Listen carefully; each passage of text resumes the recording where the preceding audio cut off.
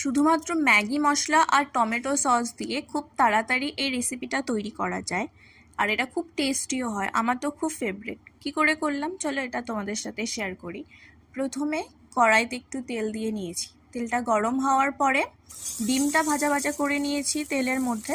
এরকম ডিমটা ভাজা ভাজা হয়ে গেছে।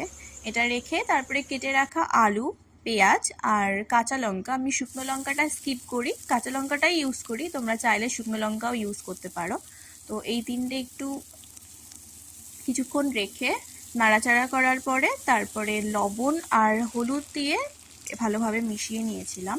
ভালোভাবে মিশিয়ে নেওয়ার পরে এটা কিছুক্ষণ রেখে ভাজা ভাজা করেছি, যেমন করে আলু ভাজা হয় সেরকমই ভাজা ভাজা করেছি, যাতে কড়াইতে লেগে না যায়। তাই জন্য মাঝখানে তোমরা একটু জল দিয়ে নিতে পারো। আমি একটু জল দিয়ে নিয়েছিলাম, লেগে যাচ্ছিল, তাই জল দেওয়ার পরে তারপরে একটু ঢাকা দিয়ে দিয়েছিলাম যাতে আলুটা ভালোভাবে সিদ্ধ হয়।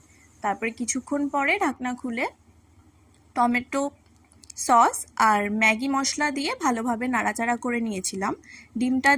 প্রথমে ডিমটা দিয়ে তারপরে ম্যাগি মশলা আর সস দিয়ে ভালোভাবে নাড়াচাড়া করার পরে কিছুক্ষণ রেখে নামিয়ে নিয়েছিলাম।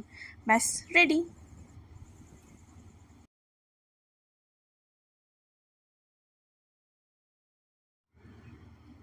শুধুমাত্র ম্যাগি মশলা আর টমেটো সস দিয়ে খুব তাড়াতাড়ি এই রেসিপিটা তৈরি করা যায়, আর এটা খুব টেস্টিও হয়। আমার তো খুব ফেভারিট। কি করে করলাম চলো এটা তোমাদের সাথে শেয়ার করি।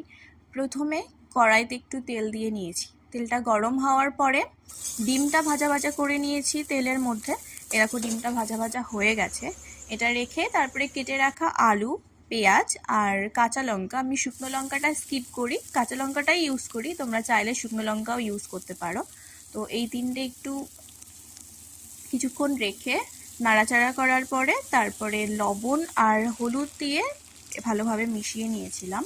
ভালোভাবে মিশিয়ে নেওয়ার পরে এটা কিছুক্ষণ রেখে ভাজা ভাজা করেছি, যেমন করে আলু ভাজা হয় সেরকমই ভাজা ভাজা করেছি, যাতে কড়াইতে লেগে না যায়। তাই জন্য মাঝখানে তোমরা একটু জল দিয়ে নিতে পারো। আমি একটু জল দিয়ে নিয়েছিলাম, লেগে যাচ্ছিল, তাই জল দেওয়ার পরে তারপরে একটু ঢাকা দিয়ে দিয়েছিলাম যাতে আলুটা ভালোভাবে সিদ্ধ হয়।